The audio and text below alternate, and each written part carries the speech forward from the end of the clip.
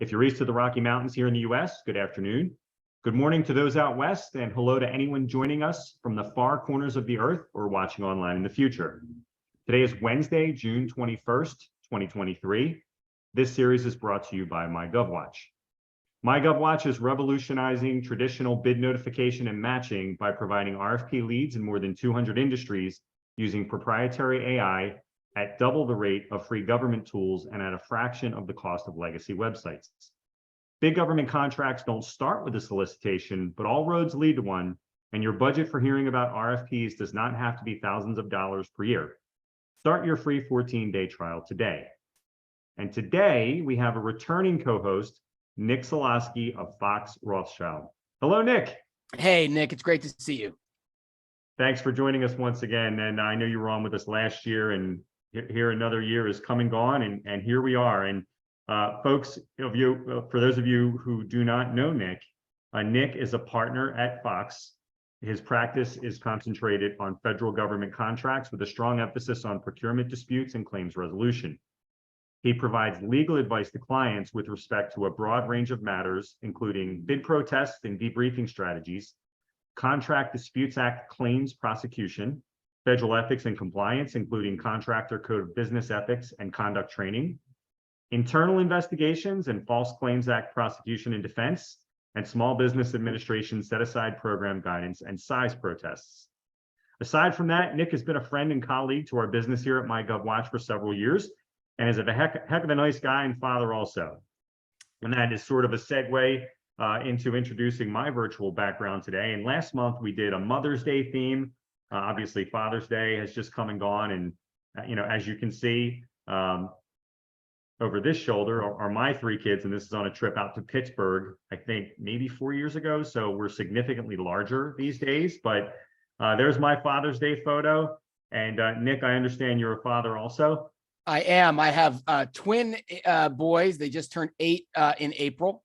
So I think the lesson that I tell everybody about having twins is that I think it's right out of the gate harder, but now that they are at the age they're at, it's so much easier, and they have a built-in buddy. And when I see pictures like that and the 3 different ages, I'm like, oh man, that seems really challenging. So I think we made out okay.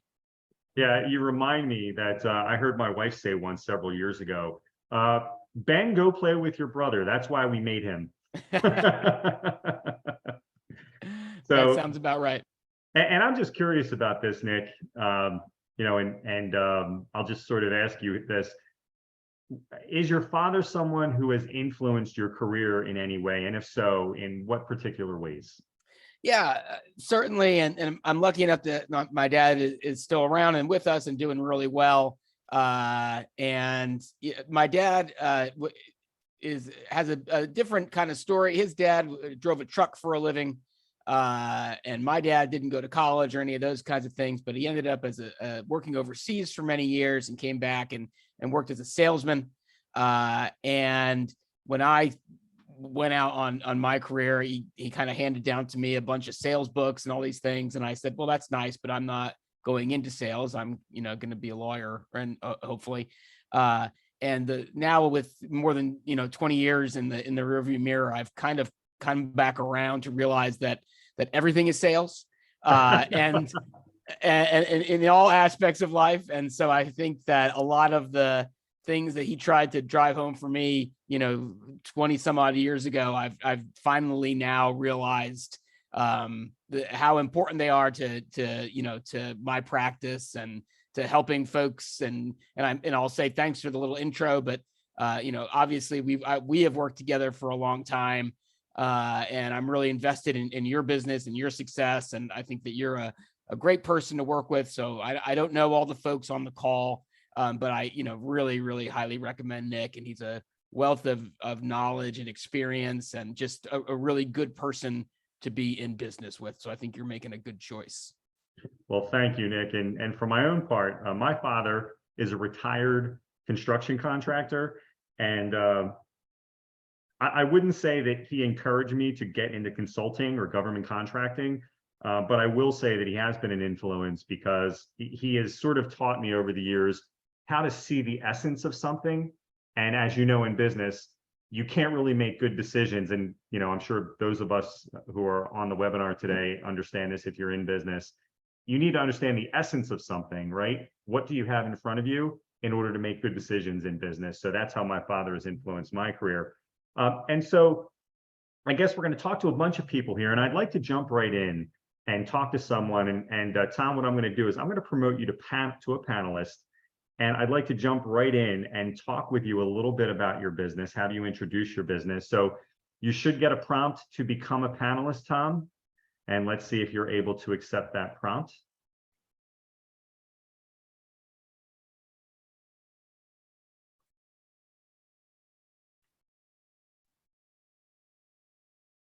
All right, here comes Tom.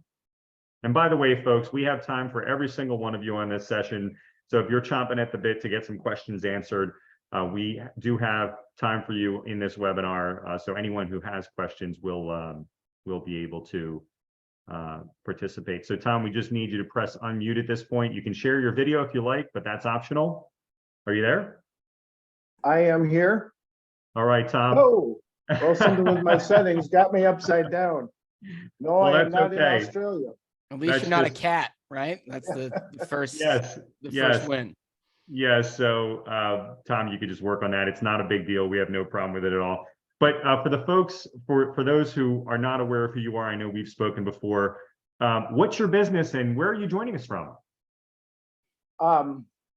Well, outside Chicago in Aurora, Illinois, at Aurora Defense Group. Now, before I go further, I will take advantage of Father's Day, giving you both of you kudos. Wishing you the best of luck. You'll be in my prayers having twins, Mr. Solosky. I have 4 from the age of 27 to 34, 3 girls and a boy. So enjoy that stage, even as twins, it only gets worse. Well, I will say that my wife and I discussed having more and ultimately ended up with a second dog. So that's we are at 4, but 2 of them are furry. I understand. But in a quick nod to my father, I turned the video off because it's too distracting for myself, but you may have gotten a glance that I've got some salt in my beard. I'm the youngest of 4. My father was a war fighter. My dad was a World War II vet, farm boy turned naval aviator, flew in the South Pacific, grooming Hellcats. So that's one thing. Wow. I promise you I bring up when I go to trade shows and I happen to be talking to Northrop Grumman. I bet. But now, Yeah, so you folks are defense contractors, Tom, and what are some of the challenges that you're having with growth? I think you mentioned something about an event that you're attending. yes, I have an event coming up next week, a supplier conference, and just to help try to thumbnail, I am new. Defense contracting is all we do.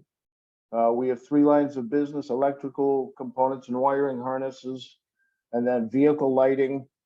And we have a new and growing machine products division, half a dozen CNC machines, and we'd like nothing more than to have a contract that suggests we buy more machines. I came aboard about 8 months ago, knowing nothing about manufacturing, sales, or defense contracting. The company is smaller than it once was. In their history, they were a prime provider for lights on the Humvees. So they've done years anywhere from 30 to 60 million. Right now, we're say roughly a tenth of that. Owner hired me on the spot after pitching him on business consulting services, which was a brand new attempt at me for my first time out in the field with that company. He concluded our meeting, well, I don't think I need your services, but I do like you. I'll hire you. So that's how I found myself on board and into this world. So I've been learning a lot.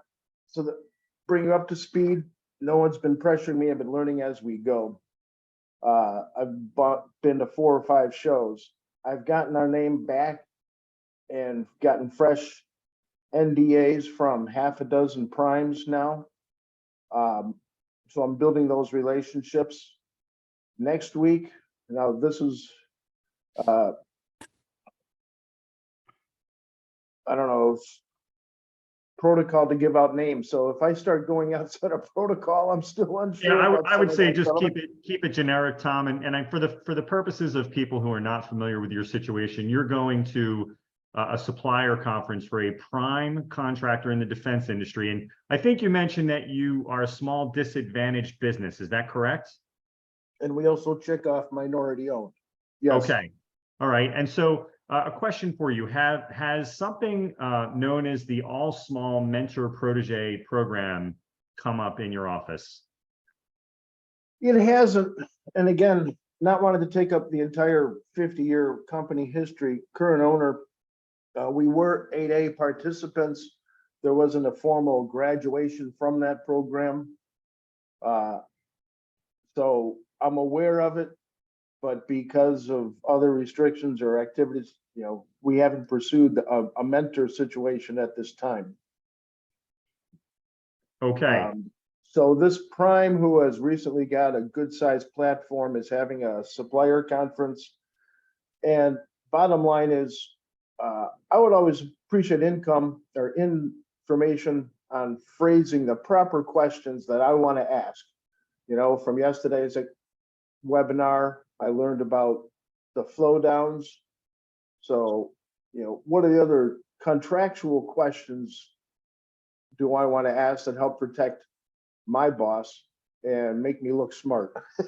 Yeah, I think that's a good question, Nick, for you. So, right. So if you were trying to show a prime that you understood the nature of prime subcontracting, other than flow downs, what are some other things that you want to show familiarity with? Yeah, I mean, I think you'll want to, I mean, certainly as a very, very entry level, I think you'll want to learn the acronyms in that industry, right? And a lot of times the government certainly and primes will tend to speak in acronyms. And if you don't know those acronyms, you can get a little lost there. And sorry, go ahead. Picking up on all the acronyms. I'm not too dumb. I've been in sales all my life. All right. I started selling things at the age of 10, Christmas cards door to door when you could still go door to door, and candy to help go to YMCA camp. I've always sold services. So as I tell people, I'm learning the defense contracting dance. It's, unlike direct sales, it's an old fashioned ball. You have to get on the ladies' dance card first. So I'm finally on the dance card and I've been invited to this ball next Tuesday. Yeah. In addition to that, I think you'll certainly want to start, getting increasingly familiar with the FAR and DFARs in your field. Are you familiar with those regulations? I am gaining. Yes, in the last month, I've had to fill out several of the basic forms for the primes. For one, I just did a 35-page FAR and DFAR questionnaire and had the COO review it to make sure my answers were correct. So I'm getting a crash course on that. Yep.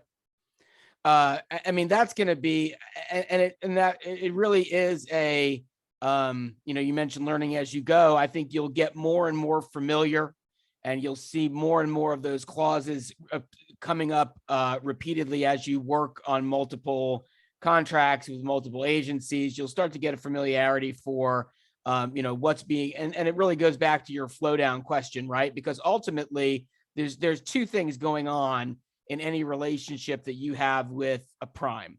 One, there's going to be the things that the prime is required by the government to flow down to you, right? So you are beholden to the prime the same way the prime is beholden to the government. So those are going to be the more mandatory flow down clauses. Some prime contractors will want to flow down things that they don't have to flow down. And that's a mixed bag of, somebody who maybe isn't as sophisticated is just going to flow down everything, not understanding that some things either don't make sense to be flowed down or actually work against them. And then in addition to that, it's going to be whatever terms they're putting into their subcontract that are not mandatory terms. And it's going to be figuring out, like, one of the things that I always get my red marker out and circle for clients is indemnification clauses, right? You're going to get indemnification clauses from prime contractors that say basically, if anything goes wrong, it's all your fault and you are going to defend and indemnify me. And those can be really problematic. We refer to them as, bet the company type clauses, because if something goes sideways, they're going to look to that to really, really draw you in on the liability side. So those are all things that I would be aware of, is figuring out, hey, okay, from this subcontract, what's coming from the government as mandatory? What else are they flowing down to me? And then what non-government terms are in this subcontract? Understood. And I have a pretty good layman's grasp of the seriousness of contracts. That naval aviator I mentioned actually turned into a workman's comp attorney, one of the best in Illinois. And not necessarily to refocus it, I'm not going to sign any contracts, and obviously I've got to be able to read and understand these, but I will be leaning on management heavily when documents are offered. I guess in one question, as a business development, building this relationship, we used to do a whole lot of business with this prime and it's dwindled off. The company got somewhat complacent in pursuing new business, but I really want to make the best, what do I focus on? Am I going to be wanting to ask questions about, the flow downs at this conference, or asking about, another consultant that I have access to, what's the nature of the boilerplate, or the template contracts? And yeah, I'm going to have the smarter heads than me review those. Yeah, I wouldn't be too worried about talking about flow downs in this type of environment. I think I would rather focus on what Nick kind of just alluded to in talking about the all small, right? Which is your socioeconomic designations. So that's something that you're bringing to the table that the prime may not be aware of. One, they might not be aware of the fact that you hold those designations. And two, they might not be really focused on their subcontracting plan requirements. And so as a small business, and a small business that checks some of those socioeconomic program boxes, you're offering them something of value, right? When they come to you, they'll be able to check the box of subcontracting to a small, disadvantaged, minority-owned business, which can be a benefit to them in fulfilling their obligations to the government. So that's something that you'll want to play up, is your size and your status. Yeah, absolutely, Tom. And I would echo that, and I would go further and say that, as someone who's been in business development a long time, that the heart of sales is asking questions, right? So what are the capabilities that are lacking today in your subcontractors? That would be a question that I would ask. What are some of the points of friction that you have today with your subcontractors? What are capabilities that you wish your disadvantaged small business subcontractors, what are some capabilities that you wish more of them had? Or what are some of the things that make for a good prime sub partnership, right? To show that you are definitely trying to identify what is the best way to do business with them as a prime. So those are some questions that I would ask. All right. So in trying to plan both the strategy and the tactics, have until the end of the week to submit questions. Now, should I draft the questions along these lines and submit them so that they address them in the crowd, or should I seize the moment and ask them right there in the room when they open it up for questions, just to give them a chance? Would I rattle off, would you say 3 or 4 questions, and then as like you're giving them an open-ended thing, or would you do it one at a time? I would say a little bit of both. I mean, I would certainly put a few questions in writing, but there's nothing like standing up in front of a room of people and showing that you are willing to put yourself out there and be a leader. right? And Right. you're very interested in doing business with them. So I would encourage a little bit of both. And I have no problem with that. You know, quick aside on my biography, I've done a lot of community theater. We can stop it there. So it's a matter of making sure you're asking questions that are appropriate and on the same hand impressive, right? Absolutely. Absolutely. So Tom, listen, we appreciate you joining us. Please stay with us for more of this session, and we can certainly come back to you. We're just going to switch gears a little bit and talk about a related topic that we addressed a little bit with you. But can you stay with us and maybe join back a little bit later? You have my attention. I thank you for giving me the stage, and I apologize if this wasn't necessarily germane to the topic that you're switching to. This is exactly what we're looking for. So stay with us, Tom. I'm going to put you back into the general audience. And just as I do this, Nick, I'll ask you this question because the All Small Mentor Protégé program came up. And so I'm assuming there are some people who are with us on this webinar who are not familiar with that program. Maybe you could just give a quick overview of like what the program is and what are some of the pros and cons of the program. Sure. So to give maybe the shorter version of the history, Tom in his introduction mentioned that his business used to be a certified 8A business. And 8A used to exist as kind of the gold standard of a small disadvantaged business, right? And if you were to go through the process and get certified, and it used to have economic, and the 8A program still exists, but it's kind of been swallowed by this new all small program.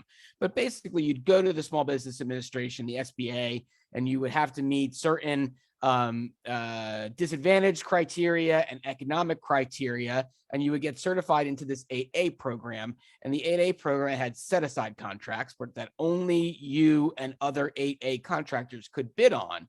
And it was this way of putting the government contracts work into a funnel and being able to build your business with less competition. And that program, and oh gosh, this is getting back, probably at least 5 years, probably more now, maybe 7 or 8 years. There started to be whispers that they were going to expand the 8A program concept into the other set aside, or what are now set aside, but the other disadvantaged, socioeconomic disadvantaged categories. So you have things like woman-owned business, service-disabled veterans, hub zone. So those types of programs. And what you now have is this all small program where not only do they have set aside contracts for those socioeconomic designators, but you also have the ability to team with a large mentor business and pursue set aside work as a joint venture. So not only do you have that kind of funneled, restricted competition, you have the ability to compete with a large business as a small JV as a small. And so you get the experience, you get increased opportunities for workflow.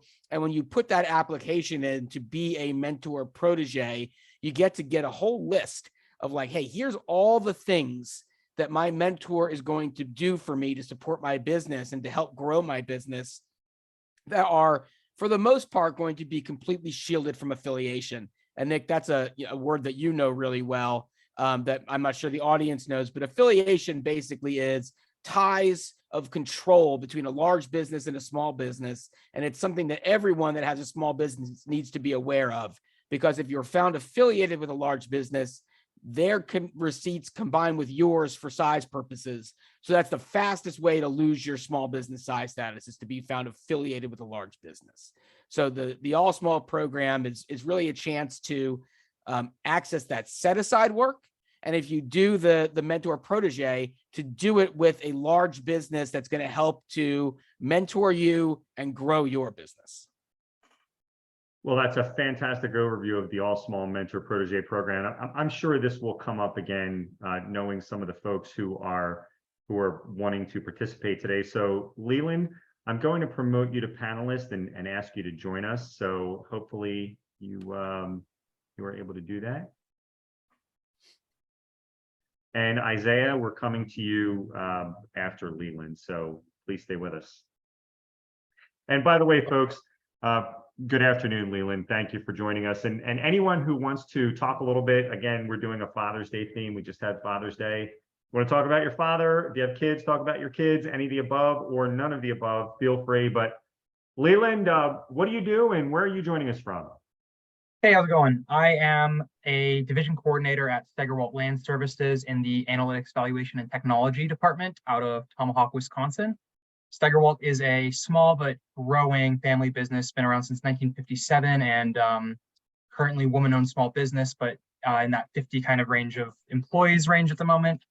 Looking into some government bid searching because we have recently opened a geospatial solutions department. We have been kind of long-term active in the GIS realm in Wisconsin area, but recently, since kind of the creation of Esri and some competitors in that field, we have mostly been servicing our kind of internal departments for appraisal, analytics, forestry, wide range of business services here. We also do Christmas trees wholesale and have a lot in Florida. We've been running for about 17 years now. So yeah, just looking to kind of dip my toes into this realm and see if we can't find some contracts a little further afield for our geospatial solutions team. Okay, and when you say, and by the way, it's a very good description of your business, and certainly you have some broad interests. Are you only interested in federal contracting or state and local as well? And did you say, I'm sorry if you said this, do you have any contracts today? Yes, so we interested in both state and local and federal contracts. We do currently have some contracts with like the U.S. Forest Service for invasive species control through our environmental department.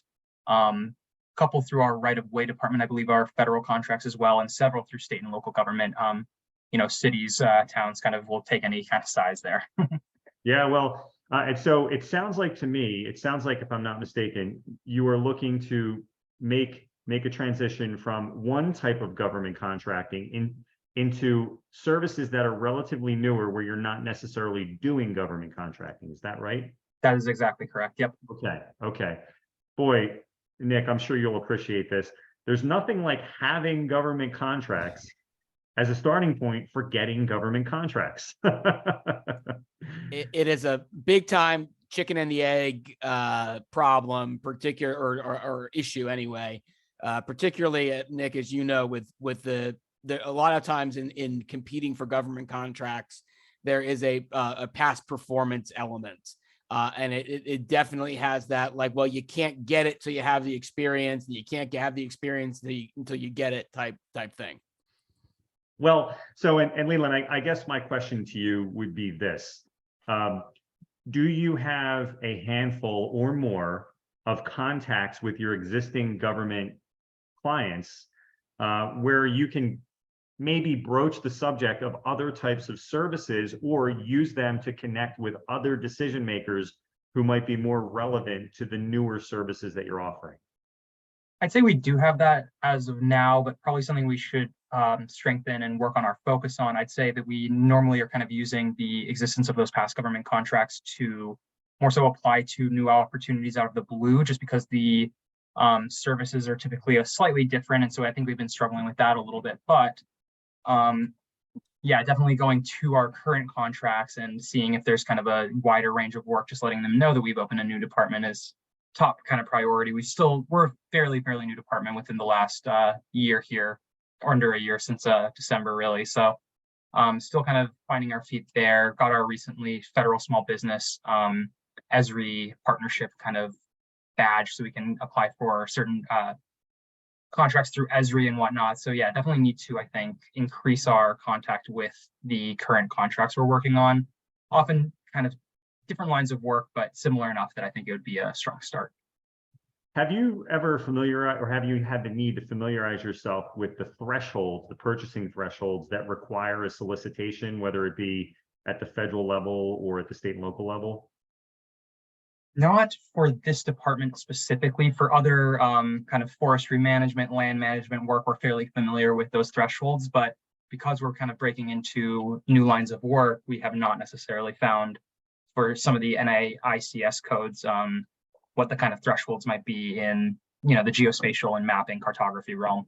So, and I'm not referring to the size threshold at the NAICS code level. I'm referring to, let's say, and you said you're in Wisconsin?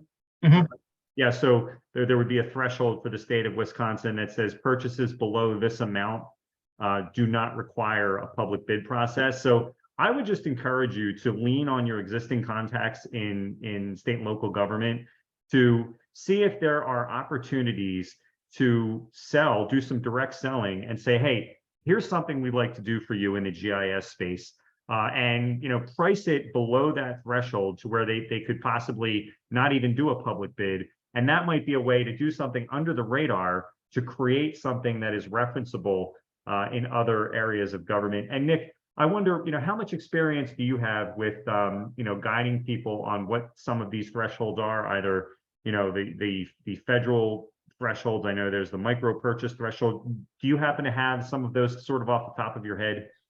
For me, I don't have them off the top of my head. Almost everything that comes to me is above the simplified acquisition threshold. Sure. So I don't really have a lot of experience with stuff that happens below that threshold. Candidly, a lot of the advice that I give on regulations specifically say this only applies to procurements above the threshold. But I totally agree with Nick. I think putting that out there, and also relating this back to the conversation we just had with Tom and Leland, I assume you could hear that conversation, but leaning on the woman-owned aspect, particularly in your industry, I think would be a great way to differentiate yourself from your competitors and to offer up governments the ability to, again, satisfy requirements that they have by working with a woman-owned business in that space. Leland, is this, and by the way, I'm familiar with GIS, and I recently learned the difference between GIS and GPS, but I'm certainly by no means an expert. Are the services that you're doing, would they be standalone services, or would they possibly be bundled with other services, let's say in a federal solicitation? So yeah, currently often it's a kind of bundled service. So we offer an appraisal department or right-of-way department that then would, technically subcontract out to our geospatial solutions department within the company, but, obviously don't have to take care of that processing necessarily, contractually, considering it's all the same company. But we're trying to grow that line of business separate from the kinds of lines of services we already feel we're strong in. So trying to find new lines of businesses, potentially, coaching for government employees on how to use geospatial solutions or Esri networking, things of that nature, if that makes sense. Yeah, absolutely. So are there opportunities to identify partners who you might have some need to partner with on federal solicitations? And is there some groundwork to be done there in case they do something that's larger than even your capabilities? That has been kind of our main focus so far. So we've kind of scouted out a lot of the large federal contracting businesses within our area, or even just because it's mostly online for the mapping solutions type stuff, just nationally rather, and starting to work on some partnerships for some collaborative projects with those. Couple in the works right now that I have on my other screen, really. Yeah. So, obviously there's no magic bullet to any of this. So I would say continue doing what you're doing. Try to identify decision makers who are associated with people that you already know, and just try to do some selling where you already have contacts. And you can create projects through your contacts. And even if it becomes something that's over the threshold, if you are someone who caused the gestation of the need and identified the requirement, then you're certainly well on your way, even if there is a solicitation, to helping guide the buyer into what they might put into the solicitation. And you always want to get in front of the sale, but I'm sure you already know that. Yeah, definitely have got a couple in the holes in the fires on that sense with the U.S. Forest Service and some kind of bigger contracts that we wouldn't necessarily be able to fulfill ourselves, but working with kind of a larger contractor who is helping us walk through that kind of element of it a little bit better as well, and understanding those partnerships. Well, let me ask you this question, and we're going to shift gears. And Leland, I encourage you to stay with us again, and we can come back to you if you're willing to stay on with us. But let me ask you this question in parting. Has there been an element of inflation that has affected your business? And that's something we plan to talk about on this webinar today. Has inflation affected your business, especially with your government contracts at all? Interesting. I think it almost has affected us both ways in that, we're in the wood sourcing industry. So the inflation in that sense has actually really kind of benefited us and drove up the cost of goods, especially during the COVID period, cooling down a little bit now, versus on the other side, definitely negatively impacted us, kind of coming out to a net neutral, I'd say, but yeah. Okay. Okay. Well, and this is something that I was looking at, and I'm going to ask Nick Solosky about it. But I was reading something earlier that said that since 2020, something that cost $1 would be close to $1.18 today, less than 3 years later. And so, Nick, how is the government dealing with inflation in government contracts?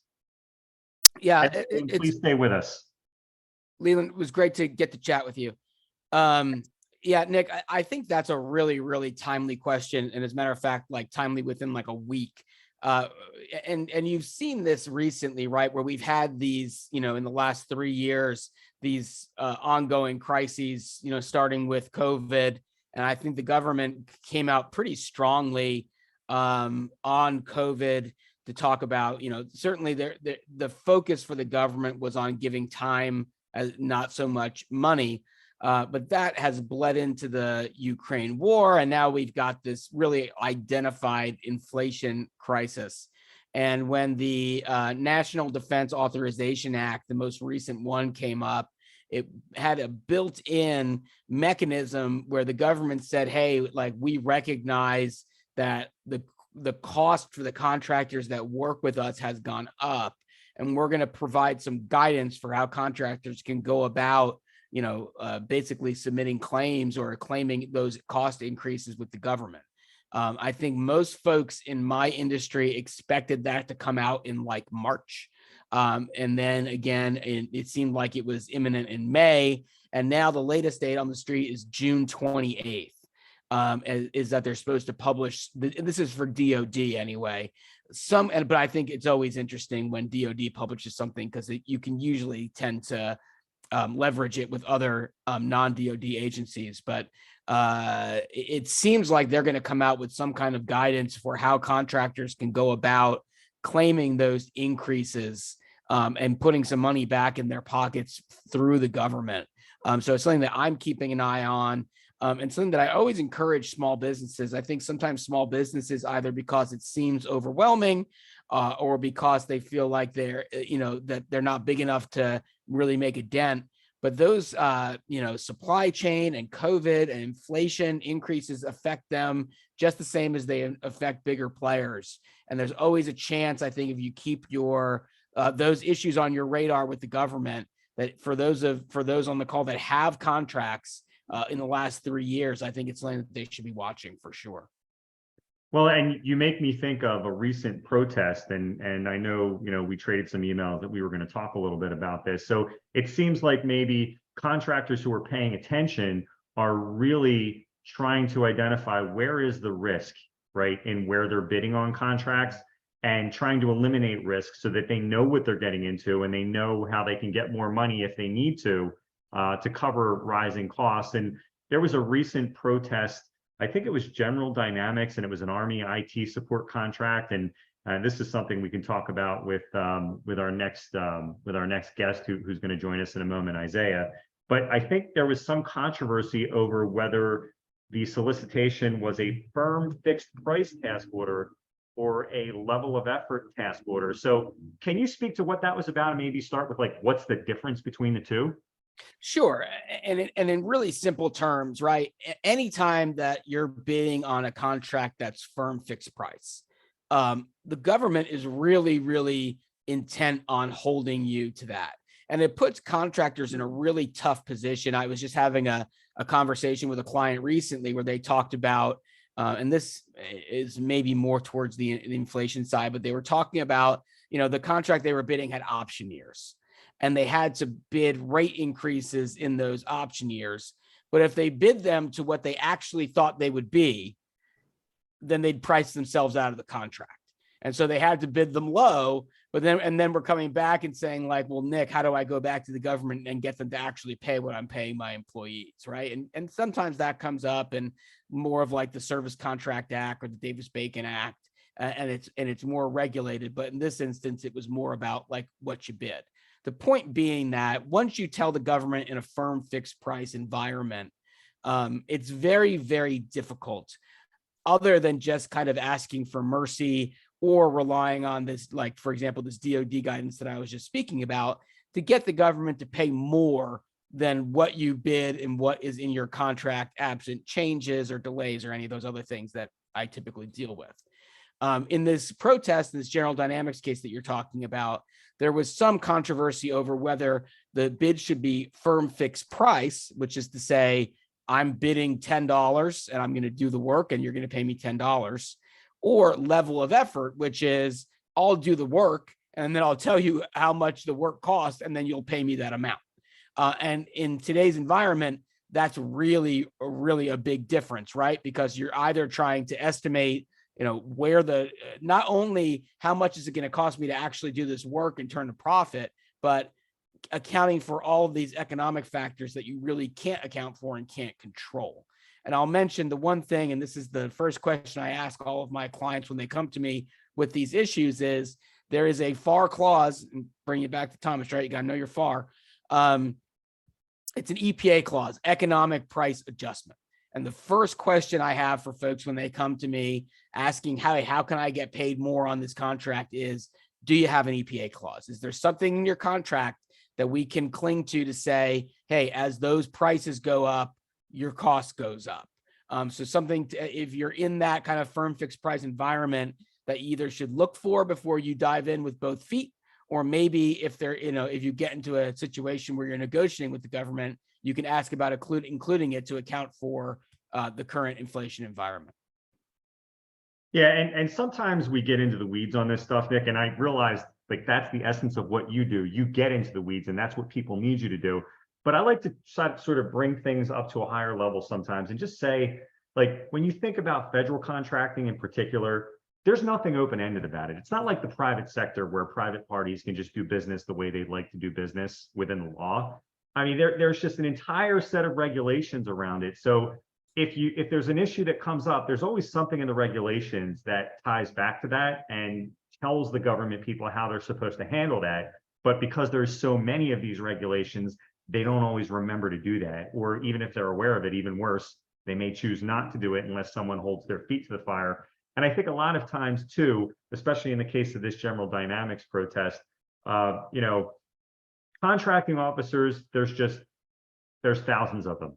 And not all of them are people who, have been in business for long periods of time, or have maybe never been on the private side of business. So they're not necessarily always thinking like business people. And I just encourage people as they get involved, especially in federal contracting, to consider the dynamics of that. Sometimes people look at it as this very difficult concept.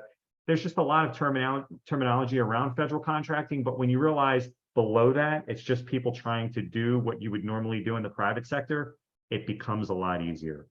Well, and Nick, if I may, I think that's a really great point, and not only to know to when those solicitations come out, to read them carefully, right? But to also, and that case, now obviously that's General Dynamics, right? So the budgets are a little different than the average contractor, but to understand that what's in a solicitation is not necessarily set in stone, right? And to your point of holding the feet to the fire, in that instance, there are two possible outcomes, right?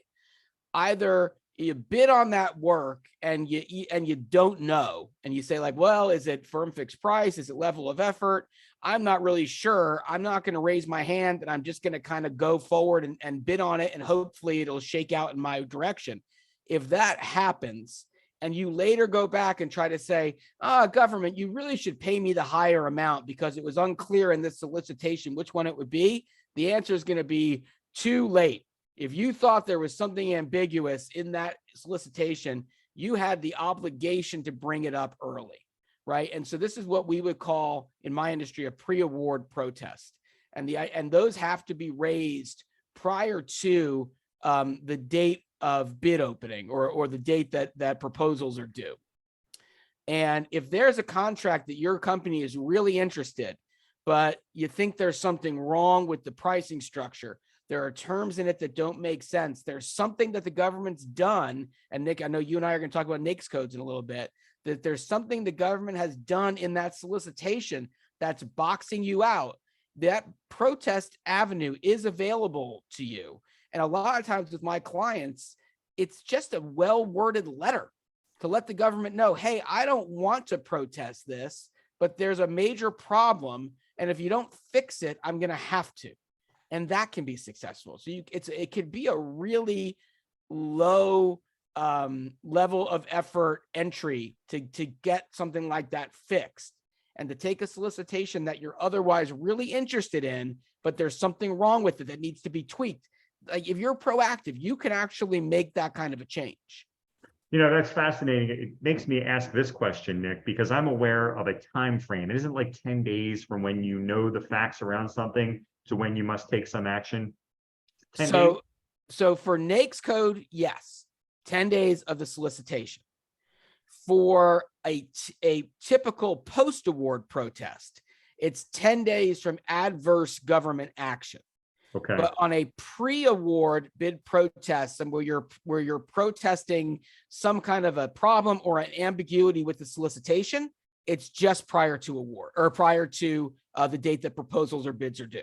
Prior to submission. So I was thinking, if you were to send a letter like that, I was worried that that started a 10-day clock, but it doesn't matter because the only date that matters is the submission date, I guess, right? That's right. Now, if you send a letter like that 5 days before proposals are due, well, that's not going to work out, right? Because then the chances of that timing working out really aren't in your favor. It might be, but you're kind of putting yourself in a bad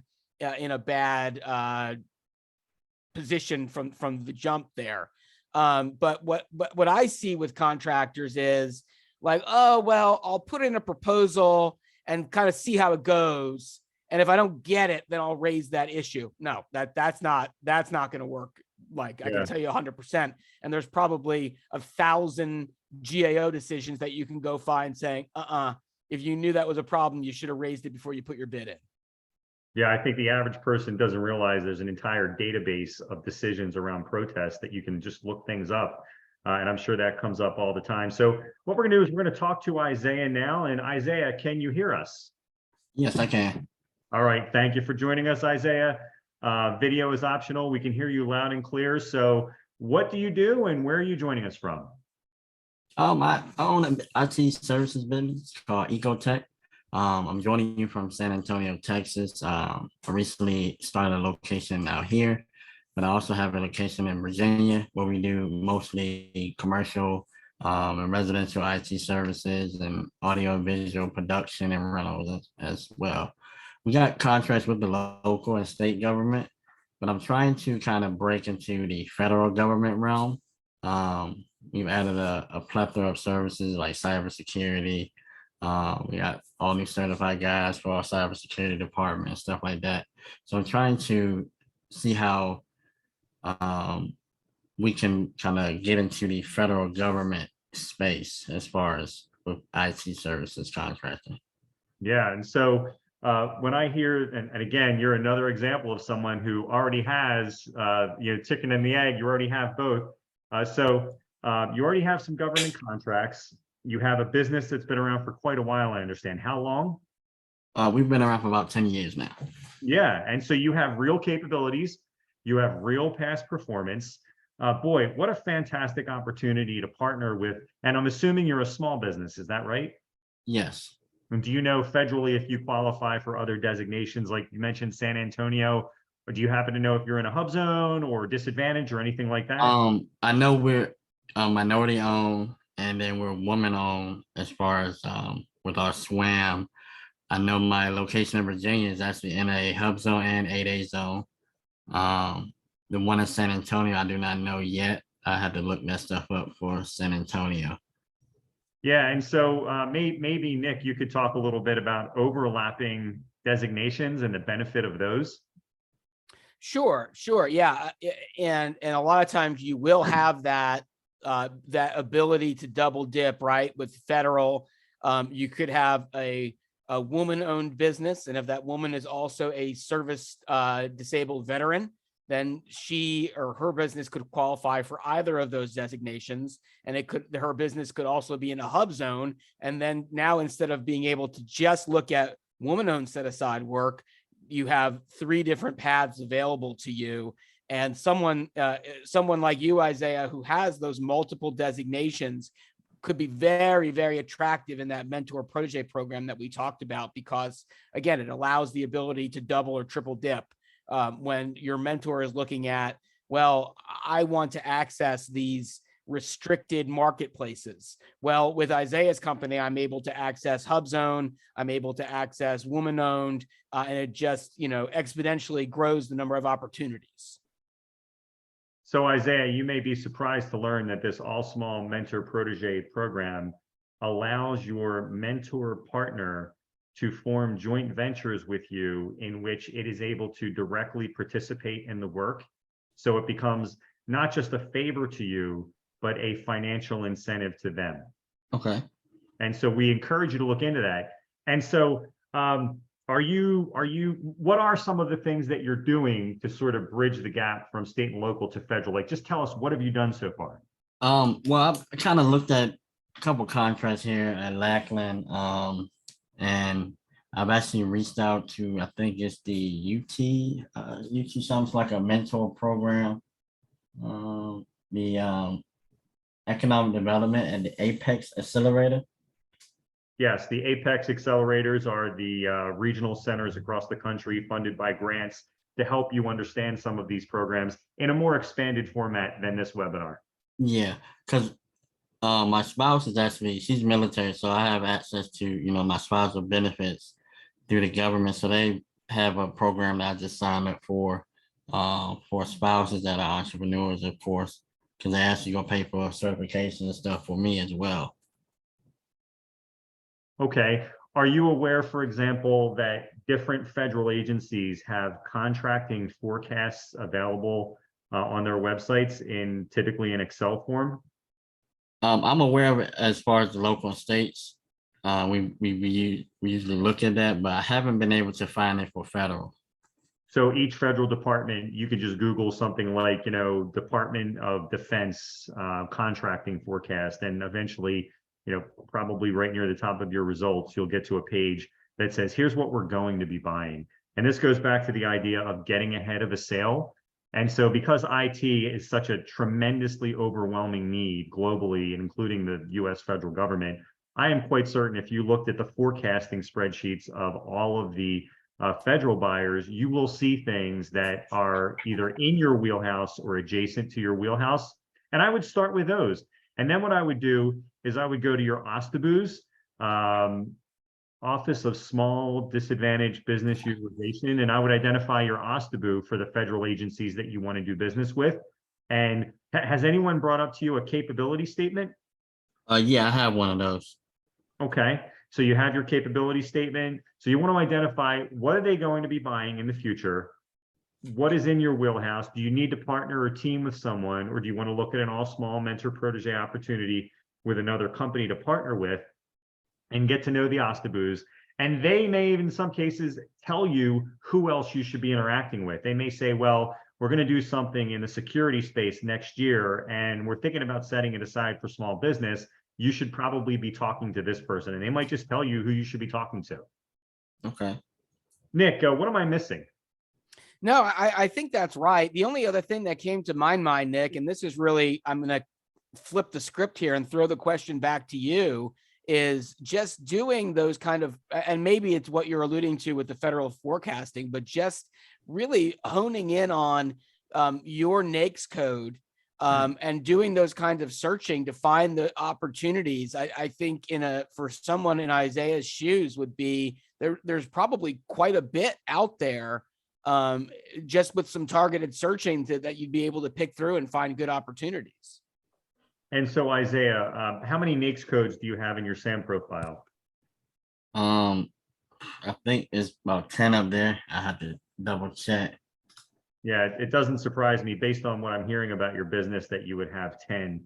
And this is something that, we're going to be talking about this in a moment, Nick, but I guess we should maybe start to address it now. So we recently put out some PR around a study that we did on NAICS codes and how NAICS codes are assigned to federal solicitations. And what we found in looking at many federal solicitations is that up to 38% of them are misassigned a NAICS code. where they say they're buying one thing by assigning a 6-digit NAICS code to the solicitation, but really, it's really something else and should really have been given another 6-digit NAICS code. So that's something that you can read about. If you just go to our website, there's a press release about it. We did a webinar just on that topic recently. And I'm wondering, Nick, out of, let's say 10 protests that you might do that are pre-award or pre-bid submission, how many involve bid protests? I mean, NAICS codes. Yeah, not as many as you would think, given the statistics that you're saying, Nick. I think a lot of times the protests that come my way tend to be more about solicitation terms and restrictive solicitations, things that make it harder for small businesses to compete, those types of restrictive terms. But I think you're exactly right that how did you put it? Getting out in front of the sale, right? And I think if you are someone who's proactive, has targeted agencies that you want to work with, are looking at those forecasts and looking to find, hey, what are the opportunities in my wheelhouse? And then you identify an opportunity and you go, whoa, that's exactly what I want to be doing, but they have it over here. To get it, doing that kind of proactive protest to get it into your NAICS code is the only way that you're going to have the opportunity to bid on that, right? And that's where the timing is really important. And you can't just wait for it to be published and come up for bid, because once it's published, you do have a limited amount of time to file that kind of protest. But I think that the folks that really understand their business and really understand their clients are well positioned to help themselves in those situations. Absolutely. And I'm just sharing a page of our website. I mentioned this press release. You can Google this or just go to our site and you'll see it. But MyGovWatch study reveals 38% of NAICS codes are wrongly assigned to federal bids. So take a look at it. It's very interesting because you should really be identifying not only the NAICS codes that are precisely correct for your business, but if you're searching on SamGov, if you don't use a tool like MyGovWatch to help you find things where it's misassigned, you want to identify what are the NAICS codes that are adjacent to your business. So, if someone were to miscategorize what they're buying and it's something that you do, what would be some other NAICS codes that they would be likely to choose? And I hate to say it that way, but you almost have to think like, if I were a federal contracting officer about to make a mistake on a NAICS code, what other one would I choose? And you can find all kinds of examples. So Isaiah, let me ask you this question. What are some challenges or what are some of the hurdles that you think you're having already, or pain points or roadblocks as you try to identify federal opportunities? As far as like you say, certain things is assigned to either a different NAICS code or kind of wrong NAICS code, or it's like they do their solicitations a lot more differently than the state or local government would do. So you're finding the solicitations themselves do they feel overwhelming? Yeah, I mean, it kind of do. Not as far as what they're asking for, is just how they're asking, I guess.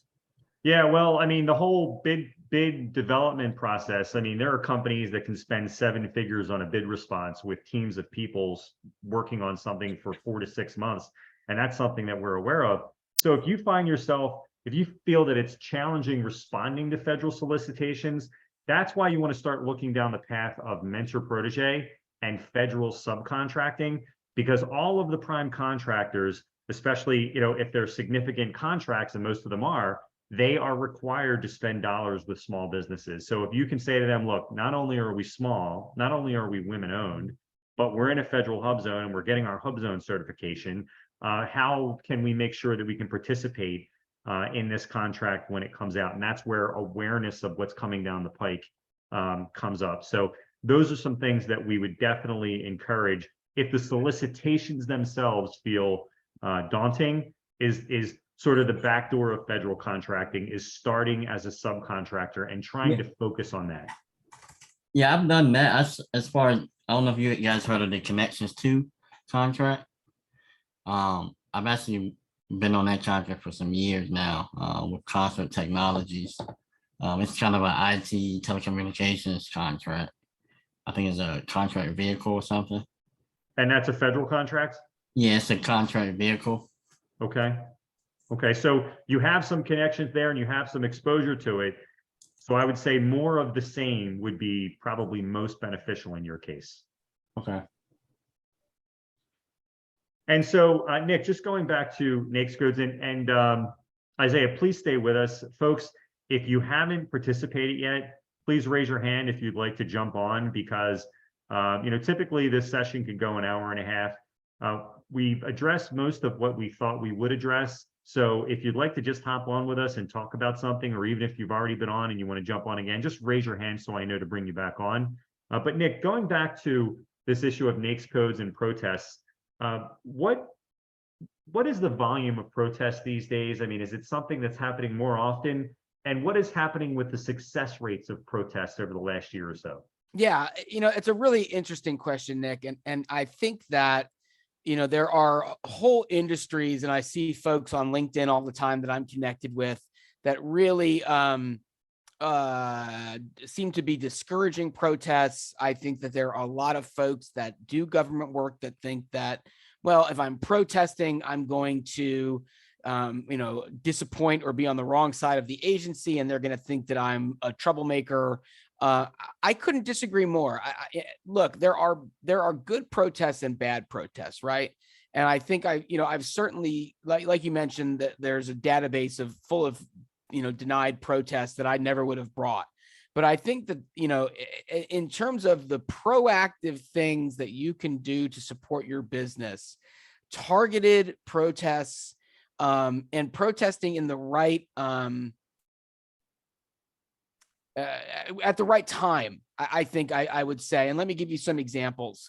Certainly pre-award protests are not only the right thing to do for your business if you think that contract is one that's in your wheelhouse. A lot of times, like you mentioned, you're helping the government, right? The suggestion that the government and every contracting officer is an expert in everything all at once is really misplaced, right? These are human beings that are doing their best a lot of times in industries that aren't necessarily their industries. So I think a protest, and like I mentioned, a lot of protests a lot of things that I consider to be like in the vein of protests, really start with a letter. And assuming that you're out in front of these things, a well-placed, thoughtful letter can be just as effective as a filed protest. But anyway, to get to the statistics, you'll see stuff out there all the time that the success rate on bid protests is something like 15%. And that sounds really low. And you think like, well, I might as well light the money on fire than file a protest. Don't agree. What that number represents is the sustained rate of protests that go to decision. A lot of protests, like I mentioned, one, never even become protests because you've come to someone like me and I say, hey, let's start with a letter. And that gets you the relief that you want. Or you file a protest and the agency, and I just had this happen last week. The agency goes, whoa, like you're right. We're going to take immediate corrective action. And the protest exists for something like 36 hours. And the agency goes and makes the correction.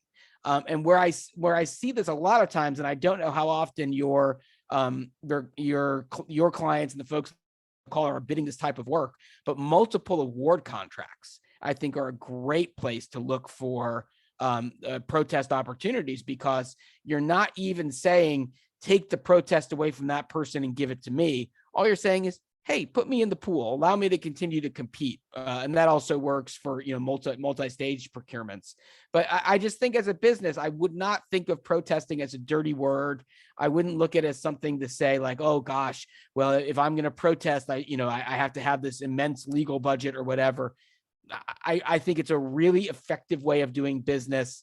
And as a contractor who's being smart and chasing the things that are in their wheelhouse and that are best for them, you have to fight for those opportunities when they come up. It's almost a public service when you think about it, because if the federal government is buying tens of thousands of things at any given time, the odds of something being incorrect, even with the best intentions of the people involved in the procurement, are pretty high, I would think. Couldn't agree more. And look, I always try to do the right thing in my business. And, you know, obviously we worked together for many years. So hopefully you think so too, but I'll have folks that come to me and say, hey, I didn't get picked for this procurement. And I want to protest the award, and we'll walk through it together. And my advice will be, look, I wouldn't, I think your chance, I think your chances of winning this are so low, and that it comes down to, well, I think my business is the best and the government should think so too. And it's like, well, that may be true, but that's not really the best use of protest resources, right? I think the pre-award protest, to make sure that what you're bidding on is correct and isn't boxing out businesses that should be eligible. That's a great use of protest resources. And again, that's just those, you know, the kind of protests that I say, you know, I could call my mom and explain it to her, or my dad for Father's Day, right? I could call my dad and explain to him why the government made a mistake. Those are just great opportunities to do something good for your business. Like you said, the public service of maybe correcting an error and keeping your business in the game for those contracts that are in its wheelhouse. Absolutely. And folks, I'm just going to share my screen and just take a moment here. And as I do it, it's going to be a call to action. And that call to action is going to be, if you'd like to connect with Nick Solosky, the best way to do that is on LinkedIn. So I'm just highlighting his LinkedIn page here. And I also dropped into the chat, there's a blog, a government contracts blog on the Fox website. So it is at governmentcontracts.foxrothschild.com. So I'm just going to share both of those on my screen. You can see that. Yes, Nick? Yes. Okay. And beyond that, folks, I'm just going to say that we've addressed pretty much everything that we plan to address on this webinar, and the folks that we thought would attend, most of them attended. A few that we thought would join us have not joined us. So if you would simply like to introduce your business, we encourage you to do that. And so what I'm going to do is open it up. I'll stop the share. And yeah, just ask at this time, would you like to simply introduce what your business does? We've had businesses on these webinars end up doing business together. So if you'd like to tell us a little bit about who you are and what you do, now's the time. Just raise your hand. We'll bring you on even with just audio if that's your preference, or anyone who has joined us previously on this webinar who'd like to rejoin, now's the time.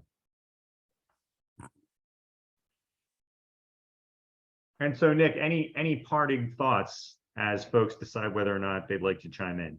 You know, Nick, it's always great to be on with you.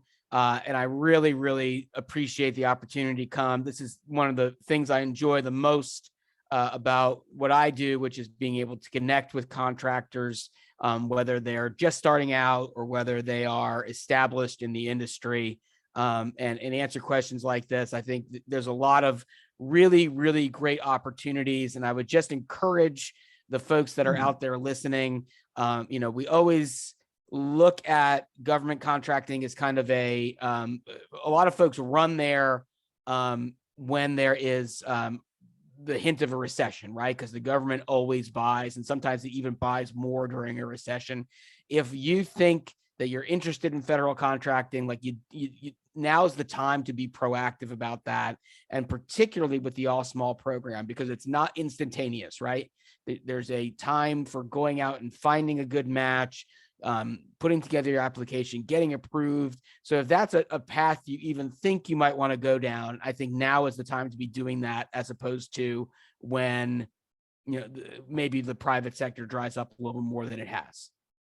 Absolutely. And you make me think about just entrepreneurship in general, and how being proactive ultimately is what carries the day. And I think I saw this recently online, this idea that it's not motivation that breeds activity, it's activity that breeds motivation. And it never surprises me how the most successful people in our economy are those who get up at 7 a.m. and are constantly doing, it always seems to work out for them. And so I think if you are on these webinars, then you are someone who is being proactive, and that's to your credit. So Nick, I don't see any other questions. We're just at an hour and 10 minutes. So with that, I think what we're going to do is wrap it up. So that, folks, will do it for today's edition of MyGovWatch Live. Don't forget to connect with Nick Solosky on LinkedIn and join his government contracts blog. And remember, if you're not already a subscriber, start your free 14-day trial of MyGovWatch today also. If you want to win more government contracts for less, you'll be glad you did. And thank you so much for joining, Nick. Hey, Nick, thanks for having me on. And thanks to everyone who stayed on for the presentation. I really enjoyed getting to chat with y'all. Have a great day, folks. Bye-bye.